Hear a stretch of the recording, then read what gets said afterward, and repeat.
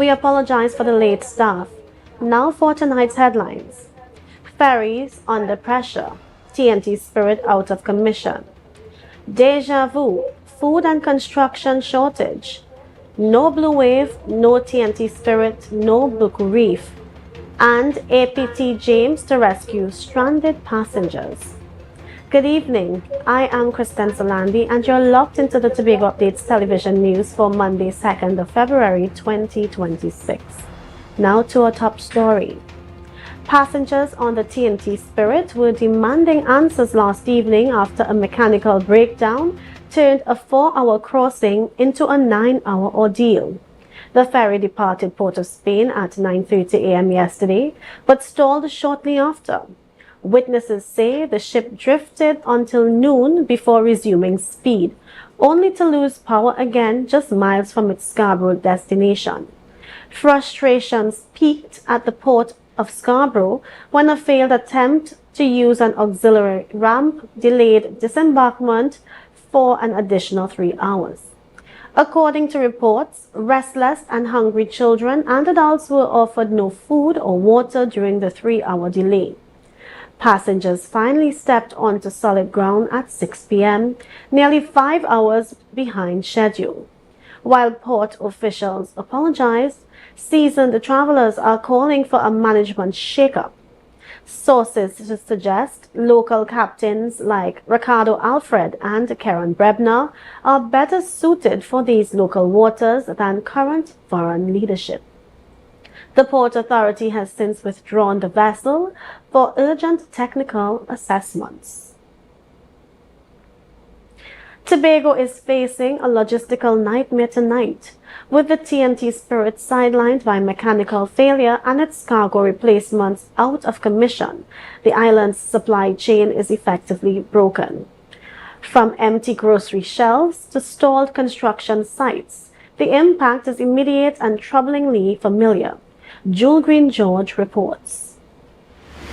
The Scarborough port is a scene of frustration. Yesterday's 9:30 a.m. TNT Spirit usual 4-hour sailing was extended to 7 hours. Today, hundreds were involuntarily rescheduled for the 3:30 p.m. sailing aboard the galleon's passage. But the passenger delay and cancellations are only the tip of the iceberg. With the Cabo Star gone and the replacement Blue Wave damaged during sea trials, Tobago's cargo lifeline has snapped. When I look at the damage to the Blue Wave, and I see all the hull dead, extremely damaged, they will have to probably patch that in Tobago and let the vessel link down to Trinidad, and then do a proper patching, and then get your inspectors to inspect, get all the surveyors to come in and check it out to make sure that it's seaworthy, because you don't want to be going out there and spring a leak. Because when you look at the size of the hole, you're actually seeing right through the vessel. And that hole in the Blue Wave has left the fragile galleon's passage as the island's only link. It cannot carry the heavy trucks required for construction or bulk food distribution. Consequently, the island is running out of essentials. There's no cement. The bulk cement that used to come for the ready mix, there's none. There are 5 projects I know I can tell you offhand now that is definitely stopped. Supermarket shelves are also thinning. Staples like food and livestock feed are becoming scarce. For the Tobago Business Chamber, this isn't just a technical glitch. It is a violation of the island's rights. Trinidad. So therefore, that connectivity on the air bridge, the sea bridge, is a lifeline. It is a basic, fundamental right. It is not a favor, it is not a request, it is a right. So the Chamber is calling for double redundancies, backup vessels for the backups, to prevent future collapses. They argue that in 2026, Tobago shouldn't be one mechanical failure away from an economic standstill. If this is rocket science, we are in the year 2026. All other nations are able to get these simple things organized and functioning efficiently and effectively. Why is it in Trinidad and Tobago we still behave as if, well, this is the most monumentous problem to solve? And For now, Curtis Williams, chair of Tobago's Chamber of Commerce, he expresses confusion over the deafening silence from other stakeholders, urging them to stop suffering in silence and speak up. Reporting for Tobago Updates Television News, I'm Joel Green George. The passenger ferry TNT Spirit encountered mechanical issues while traveling from Port of Spain to Scarborough on Sunday morning, but completed its journey safely, docking at the Scarborough port at approximately 3:32 p.m. All passengers and crew arrived without injury. Adverse wind conditions caused additional delays during the berthing process, extending the vessel's arrival time at the port. Despite the challenges, standard safety procedures were followed throughout the voyage, ensuring the well-being of everyone on board. Following the incident, the TNT Spirit has been temporarily taken out of service to allow for a comprehensive technical inspection and the necessary repairs. As a result, several scheduled sailings are expected to be affected while maintenance work is carried out. Passengers are being advised to monitor official updates from the relevant authorities for revised schedules and alternative travel arrangements as efforts continue to restore the vessel to full operational status.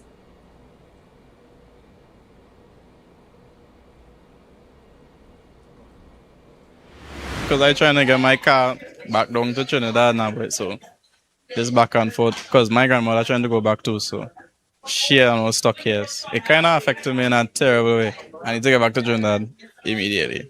But it did not really affect me or anything like that. You know, I've really prayed and asked God for everything, and the Lord has just supplied all my needs.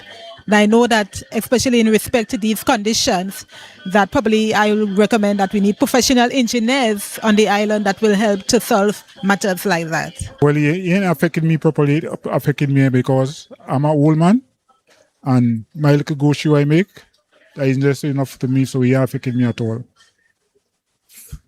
I don't even affecting anybody else, but it affected me. I hope that the powers to be could really try and see how soon they could get, even if it's a temporary boat, because we're not sure how long it's going to take for these new owners to repair that cargo ship. Yeah. So I hope that they could at least get something temporary. Travelers on the inter-island ferry service faced major disruptions after mechanical issues sidelined the TNT Spirit. The Port Authority and NIDCO were left scrambling to manage the fallout. The 926-passenger, 250-car capacity APT James and the 700-passenger, 100-vehicle capacity Galleon's Passage are now the Twin Islands' primary lifeline. But the biggest impact hit today. In a significant logistical pivot, all passengers originally booked to leave Tobago on Monday's 6:30 a.m. booking on the APT James and the 4 p.m. TNT Spirit have been moved. They were all accommodated on a single 3:30 p.m. sailing via the Galleon's Passage.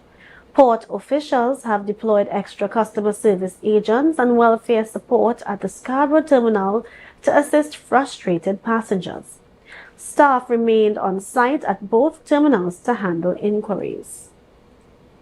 Up next, Joel Duke sets national squat record at TTPF Championship.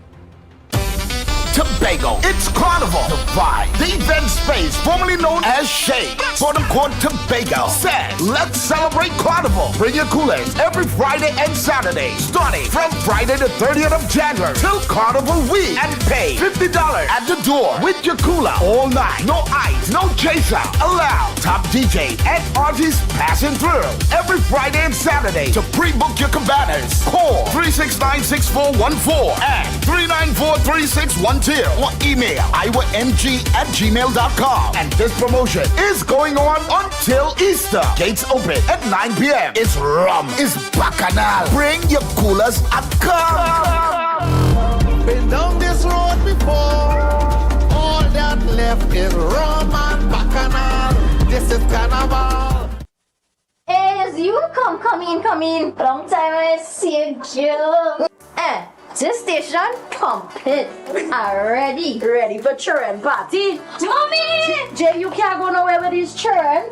And you know you can't depend on Kevin neither Steven to see about them. Yeah, total waste. So I supposed to stay home whole time? Jada is 12. She could see about that. You just leave Jada to see about Kia and Kayla. I thought it's your mother or your sister. Who? Them always busy. Jada could handle that. She cooking and cleaning a long time. And the next two better know what time it is. It's only me, you know. I will talk to my mother. She just home these days. She will make sure the children okay. Alright. Let me see the moves for later. Before you ramage, make sure the children okay. Call 996 to report all child abuse now. A message from the Children's Authority of Trinidad and Tobago. Our world is filled with rhythm. Rhythm that's unapologetic, infectious, timeless. Rhythm is commitment in action. It's how we show up for each other with unrelenting support that goes the distance. Rhythm lives in the tiny beats of our most intimate moments and the seismic roars of our biggest achievements. Rhythm is resilience in motion. So, even when things go out of sync, we do what it takes to bring the rhythm back. At Flow, we understand your rhythm because we live it. That's why we're dedicated to building a network as resilient as you, with a team of familiar faces working every day to keep you on beat.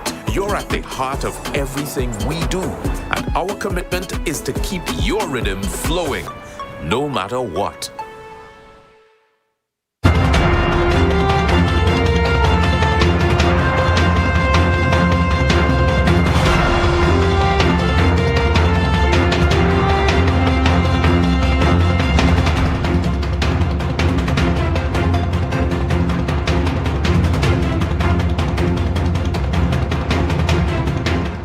Thanks for staying with us.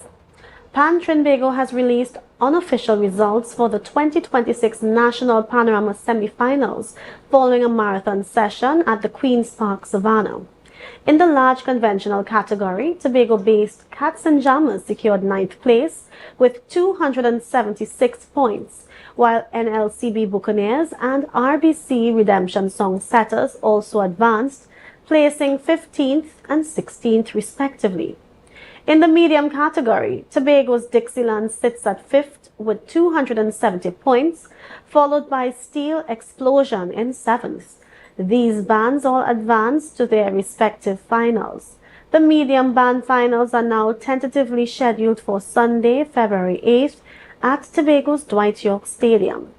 The large band finals will take place on Saturday, February 14th at Queen's Park, Savannah, Trinidad.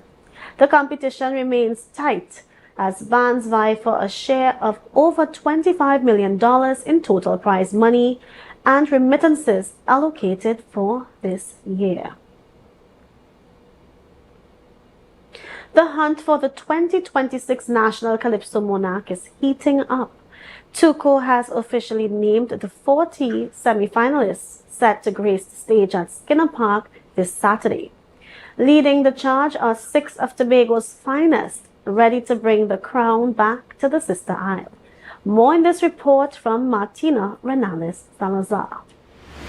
The wait is over for the nation's top Caisonian voices. The Tobago Unified Calypso Association, TUCO, has finalized a list of 40 performers who survived a rigorous preliminary round. They are all headed to San Fernando for the legendary Calypso Fiesta on February 7th. Among the elite, Tobago's presence is formidable, featuring a mix of powerhouse vocalists and sharp social commentators. TUCO Tobago chairman Candice Robinson says while the competition is stiff, the achievement itself is a major victory. It's a good feeling to know that we have 6 people inside in the semi-finals. We also have 3 juniors at the national finals for the juniors.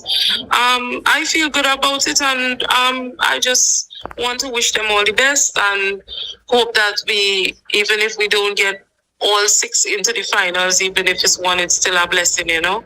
So I want to say thanks again. Thanks to God. Topping the list for Tobago is Dylan Thomas, also known as Dilly Swade, with his track One Man's Trash. He's joined with Giselle Fraser, performing a village cant, and the Raising Force Gillies Orr with Wolves in Sheep Clothing. The island's momentum continues with current Tobago monarch Nicole Thomas Clark performing Sacrifice, veteran Rosalind Reed Haynes with Calypso Calling Me, and Wendy Garrick, who brings her soul-stirring piece Family to the big stage. Even the reserve spot carries a Tobago name, with Amrika Maturo waiting in the wings with Loyal to Party. They'll be facing a field of legends including former monarch Brian London and Ricky Jai. The Tobago Unified Calypso Association Public Relations Officer Rondell Dunwa says the quality of this year's selection proves that the art form is in safe hands. 40 semi-finalists and a massive Tobago presence. Saturday at Skinner Park is going to be legendary. Who are you backing to make the grand finals? Martina Ronaldo Salazar reporting for Tobago Updates Television News.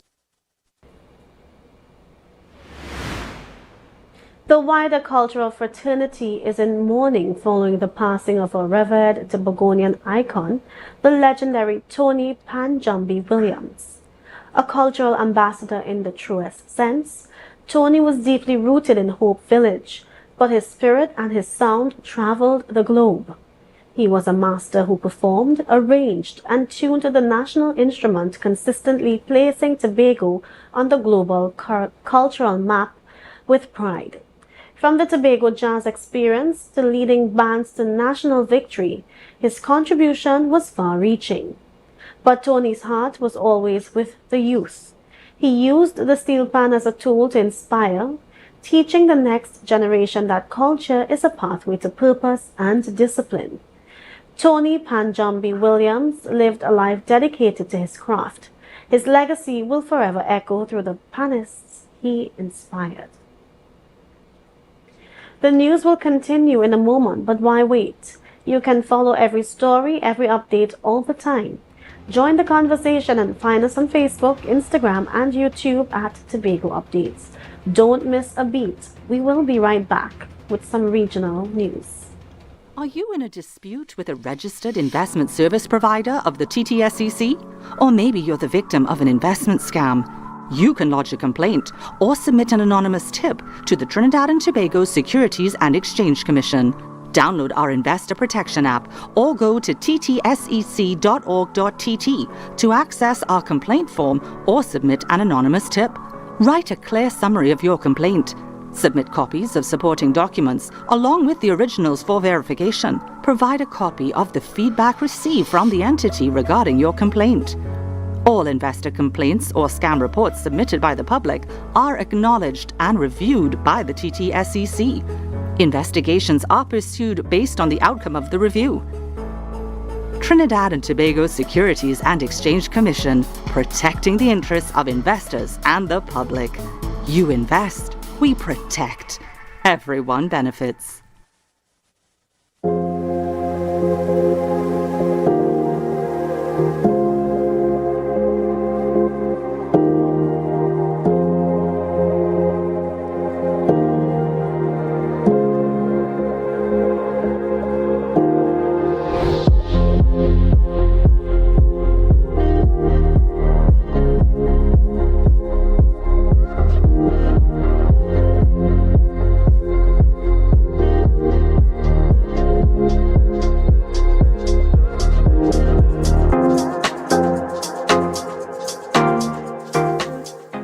Quartz is well known as the Caribbean's largest retailer, providing consumers for generations with the very best products to enhance their homes.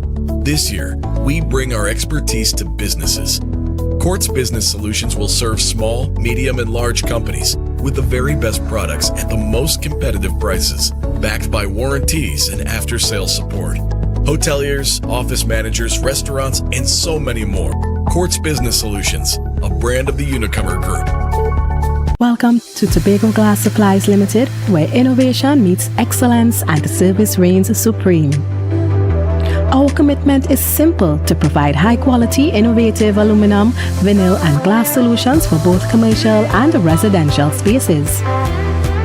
At TGSL, we don't just meet needs, we exceed expectations. Our range includes the finest aluminum cladding options, setting new standards in durability and style. Driven by our passion to elevate, we aim to be the leading supplier in the Caribbean market while retaining our identity as a family-owned business. Because at Tobago Glass Supplies Limited, it's not just about products. It's about relationships, it's about you. Innovation, quality, service. That's Tobago Glass Supplies Limited.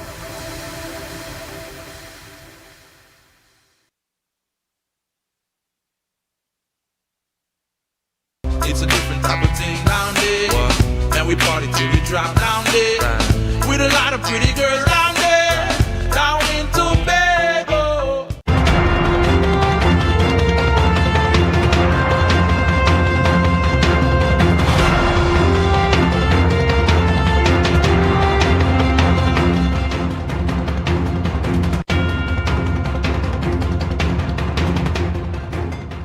Welcome back.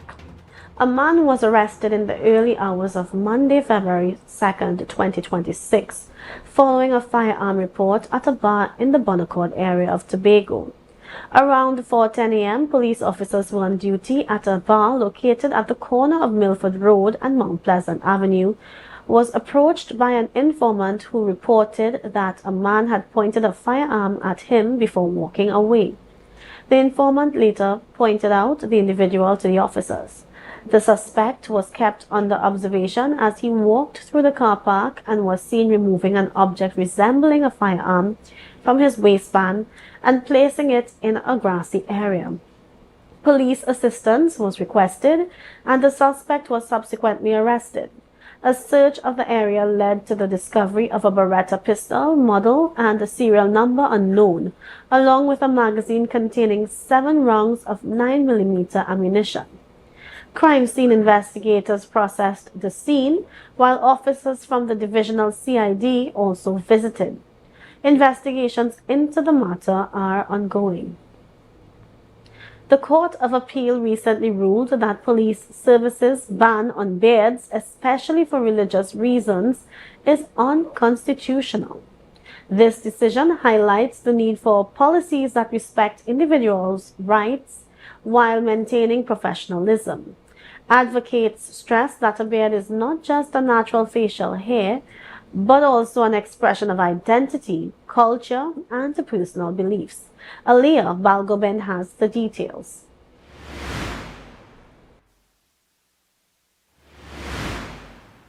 The rule that police services restriction on officers wearing beards, especially on religious grounds, is unconstitutional. Beard Boss owner Akil Andrews described the policy as discriminatory, noting that a beard is a natural facial growth and expression of masculinity and manhood, making such restrictions unfair and unjust. Well, I view it as a form of discrimination because, your beard is a natural growth, right? It's a natural growth on your face. So I definitely view it as a form of discrimination because at the end of the day, your beard is a celebration of your masculinity and your manhood. So there should be no sort of discrimination from the TTPS, especially since that is a male-dominated field. That's generally how I feel about it.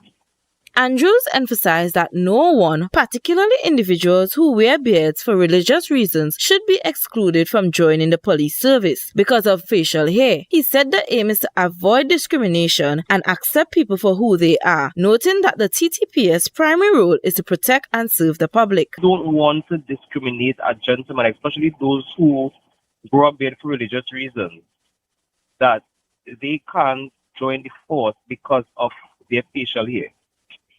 Right, so it's just to kind of not discriminate and, take everyone in for who they really are. Because at the end of the day, the TTPS is there to protect and to serve. Right, and that is their main function. So once the gentlemen are, fully clothed and wearing their uniforms, then your facial hair, once fully groomed, That shouldn't be an issue. He acknowledged that every organization operates with its own structure and policies, adding that having guidelines is reasonable. However, he suggests that instead of outright restrictions, clear grooming standards could be implemented to regulate how facial hair is maintained, such as setting limits on length or neatness, allowing both professionalism and inclusion. Every organization have their structure and their policies on how things should go forth. So I definitely feel like, yes, you can have a policy in place to streamline how, the facial hair should be groomed. If you want it really right up to the face, or, how much centimeters away from, that kind of thing. So, yeah, I see that working as well. While organizational policies are important for maintaining standards, it's equally essential to ensure they do not discriminate. Clear grooming guidelines can balance professionalism with individual rights, allowing officers to express their identity, including religious practices, while upholding the integrity and the purpose of the police service. This is Aliyah Balgobin reporting for Tobago Updates Television News. A significant diplomatic mission is underway as the chairman of CARICOM, Dr. Terence Drew, Prime Minister of St. Kitts and Nevis, arrived in Trinidad and Tobago on Friday, 30th of January. This visit comes at a critical juncture for regional relations.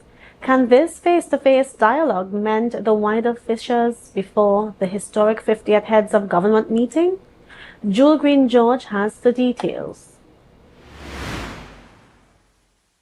It was a moment of formal ceremony met with serious political undertones. Prime Minister of St. Kitts and Nevis and current CARICOM Chair Dr. Terence Drew was formally welcomed to the House of Representatives on Friday. The visit is part of a deliberate outreach strategy by the chairman, who is navigating a regional environment currently juggling varying views on foreign policy and economic ideologies. For Trinidad and Tobago, the timing is notable, following recent debates regarding the efficiency and accountability of the 15-member bloc. During the sitting, the tone shifted towards cautious cooperation. While Trinidad and Tobago believes that CARICOM is in urgent need of some transformation, we remain committed to Caribbean unity. I repeat, we remain committed to Caribbean unity. That commitment is being measured against current challenges, with Trinidad and Tobago standing as one of the largest financial contributors to the CARICOM budget. The Prime Minister highlighted that being highly invested requires the institution to remain effective. Prime Minister Drew's arrival also sets the stage for the 50th regular meeting of the Conference of Heads of Government, scheduled for February 24th to 27th in St. Kitts and Nevis. As a government, we share the sentiments, warm sentiments, expressed by Prime Minister Drew in his New Year's message to the community upon assuming chairmanship of CARICOM. And those words I quote from Prime Minister Drew: "Our collective strength is greater than any single issue before us." The focus now shifts to whether the regional bloc can meet its targets, including the reduction of food import costs and addressing regional security concerns. My government looks forward to engaging with Prime Minister Drew and his delegation in productive discussions on issues facing the region.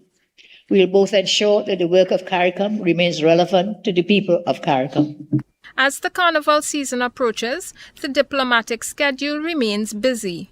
Dr. Drew's visit may be brief, but the path to the February summit includes complex and necessary negotiations. Reporting for Tobago Updates Television News, I'm Jewel Green George. Trinidad and Tobago police are intensifying their crackdown on illegal weapons following a series of successful raids across 3 major divisions. On Thursday afternoon, officers from the Tobago Divisional Task Force targeted an abandoned building in the Golden Lane district. During the search, teams recovered 11 12-gauge shotgun cartridges. This find is part of a broader coordinated sweep led by ACP Pierre and Senior Superintendent Cook. Similar anti-crime exercises were executed simultaneously in the Western and Northern Central Divisions, yielding additional firearms and narcotics. While no arrests were made in the Golden Lane discovery, investigators are currently tracing the ammunition to identify potential links to local criminal networks. The TTPS confirms that high-visibility patrols and intelligence-led searches will continue throughout the weekend. More news on the weather report when we return. Coconut's Cafe, the buffet restaurant that specializes in all your tasty local dishes. For breakfast and for lunch. Breakfast includes coconut bake and sada roti, served with chokers, bull joil, and sausages in tomato sauce. Not forgetting beef and cheese pies, shepherd's pie, macaroni pie, and rice in various styles. Meats served in a variety of flavors, garden salads, and pasta salads. All this accompanied by fruit juices, coconut water, your choice of a great combination to appease your taste buds. So call us today to order, as we are here to accommodate your busy schedules or if you are having a cooking day off. Tobago. It's Carnival. The vibe. The event space, formerly known as Shade, for the court Tobago, said, let's celebrate Carnival. Bring your coolers every Friday and Saturday, starting from Friday the 30th of January till Carnival week, and pay $50 at the door with your cooler all night. No ice, no chaser allowed. Top DJ and artists passing through every Friday and Saturday. To pre-book your cabanas, call 369-6414 and 394-3612 or email iwamg@gmail.com. And this promotion is going on until Easter. Gates open at 9 p.m. It's rum, it's bacchanal. Bring your coolers and come. Been down this road before. All that left is rum and bacchanal. This is Carnival.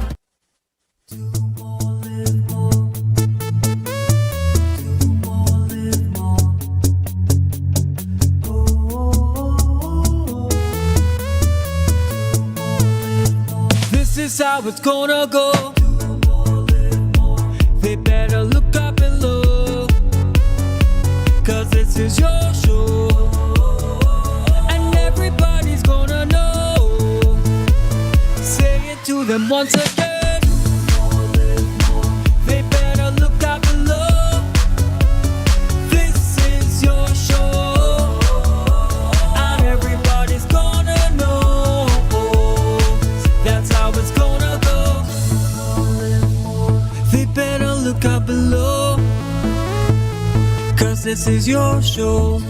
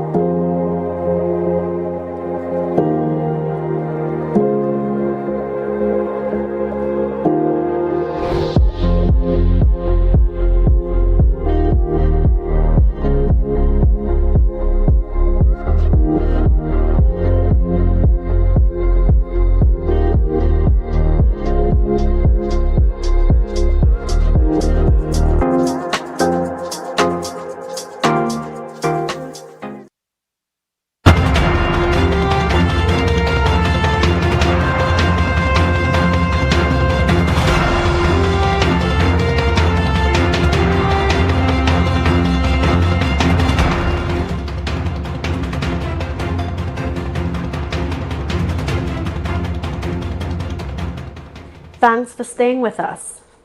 In a landmark move, the government of Trinidad and Tobago officially triggered the final phase of a 100-acre land acquisition at Cove Estate. Minister of Land and Legal Affairs Saddam Hussein moved a motion to formally vest the property in the state to compensate displaced Tobago homeowners. Here are the details of this story from Joel Green George. The Land Acquisition Requisition Order 2025, presented in the Lower House on January 30th, 2026, provides long overdue land titles to families displaced by the U.S. $130 million A&R Robinson International Airport expansion project. The motion moved by Minister Hussain targets 40.49 hectares formerly owned by the Tobago Race Club Limited. For over 12 years, residents relocated from the Crown Point Airport Zone have lived in a state of legal limbo, occupying lands without formal deeds or registered leases. We, as a government, in just under 9 months, can resolve this long-standing issue. Bring it to the forefront of the Parliament so that we can bring relief in terms of the regularization of this particular land acquisition amounting to 100 acres of land. The urgency of this regularization is underscored by the airport's own timeline. The new 25,500 square meter terminal reached technical completion in March 2025 and is slated to be fully operational by the second quarter of 2026. While the infrastructure has soared, the social cost has remained grounded in controversy. Minister Hussain revealed that the previous administration had relocated citizens onto the Cove Estate and Shirvan lands without first securing the legal title for the Tobago Race Club. When the previous government started the relocation of persons for the airport expansion, they were in fact relocating Tobagonians on this particular piece of land that is being acquired, and they did not have the proper title for it. This lack of title prevented residents from accessing bank loans for home construction or officially registering their assets. The current acquisition process initially triggered in 2008 and 2009, but left languishing for years, now utilizes the Land Acquisition Act to vest the property in the state. What we are doing here today is ensuring that we put this matter squarely within the remit of the THA, so therefore that the regularization of this particular piece of land can in fact happen in very short order. As Tobago prepares to commission its world-class gateway, the resolution of this land dispute marks a critical shift toward restorative justice for the Crown Point community. Jewel Green George, Tobago Updates Television News. Thousands of tertiary students facing registration blocks can breathe a sigh of relief tonight. In a heated session of the House of Representatives, the government revealed that millions in outstanding gate and bursary payments are finally moving through the system. But as Jewel Green George reports, the multi-million-dollar block backlog still leaves a significant gap for many institutions. Academic futures hang in the balance this week as tertiary students reported being barred from classes and exam results. The culprit? A bottleneck in the Government Assistance for Tuition Expenses GATE program. Minister of Tertiary Education, Professor Prakash Persad, faced sharp questioning regarding the delay for the 2025-2026 academic term. The numbers tell a story of a massive fiscal pipeline slowly unclogging. GATE has paid $21 million for this financial year to date. $30 million is currently in the process to be sent to the Ministry of Finance, and $69 million fees outstanding. While $21 million has already hit accounts, the remaining $69 million in unpaid fees continues to strain university operations. Opposition members pressed for immediate relief for those currently facing administrative blocks at institutions like the University of the Southern Caribbean and UWI-Mona. The minister maintained that the process is continuous. He dismissed claims of an unusual crisis, insisting that invoices are settled as they are received. The payment of fees is a continuous process, and this is continued as normal. It's nothing unusual about this. Beyond tuition, the spotlight turned to the National Bursary Program. Hundreds of students have not received their promised allowances since October 2025. These funds often cover essential living expenses and books. For those waiting on these stipends, a concrete deadline was finally offered. I'm advised that by the end of February, payments will be made. With the end of February marked as the target for bursary disbursements, the focus shifts to the Ministry of Finance to ensure the $30 million tranche is released. For now, students are advised to check with their respective registrars as the funds begin to trickle down. The minister noted that the $21 million already disbursed represents a fraction of the total budget allocated for tertiary support this fiscal year. We will monitor if the end of February deadline for bursaries is met. Reporting for Tobago Updates Television News, I'm Joel Green George. 2 months after first announcing its expansion into the Southern Caribbean, Windward Islands Airways, Winair, has officially touched down at Piarco International Airport. The inaugural flight arrived yesterday, February 1st, fulfilling a promise made in December to bridge the gap between St. Martin and Trinidad and Tobago. The landing marks the start of a new twice-weekly non-stop service that was first unveiled last year as a strategic move to boost regional connectivity.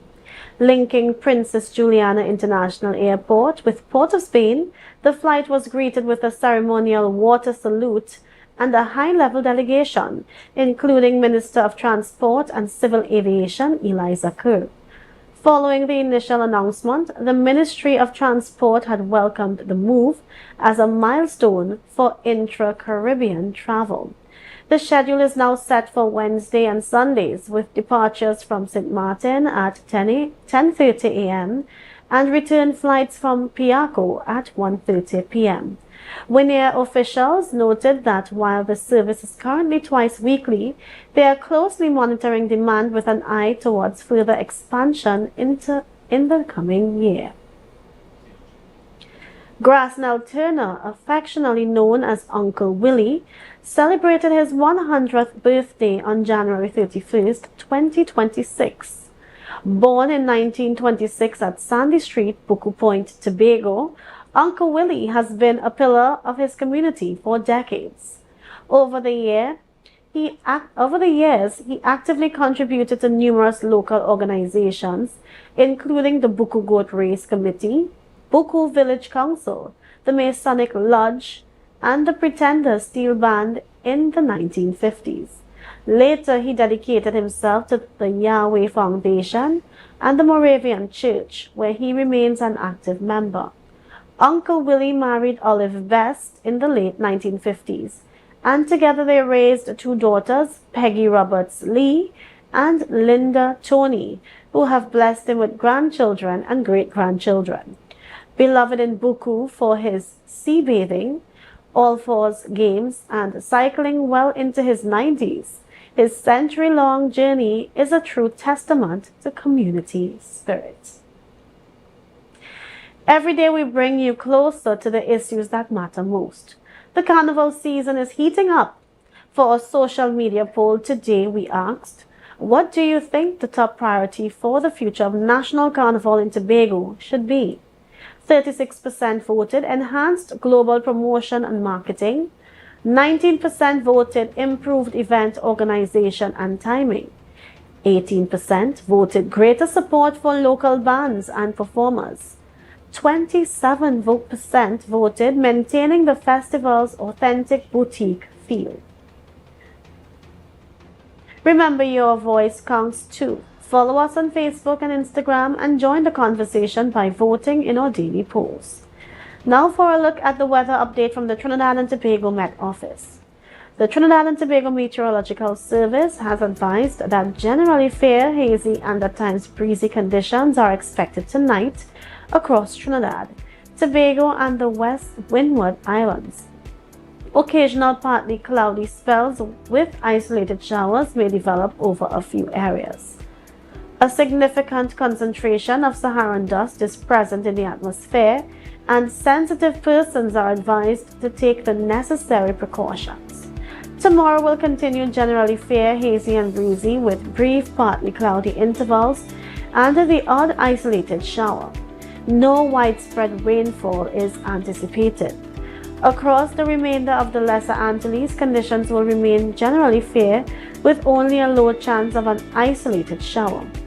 Overnight temperatures are forecast to fall near 23 degrees Celsius at Piarco and 25 degrees Celsius at Crom Point, while daytime temperatures are expected to rise to around 31 degrees Celsius at Piarco and 30 degrees Celsius at Crom Point.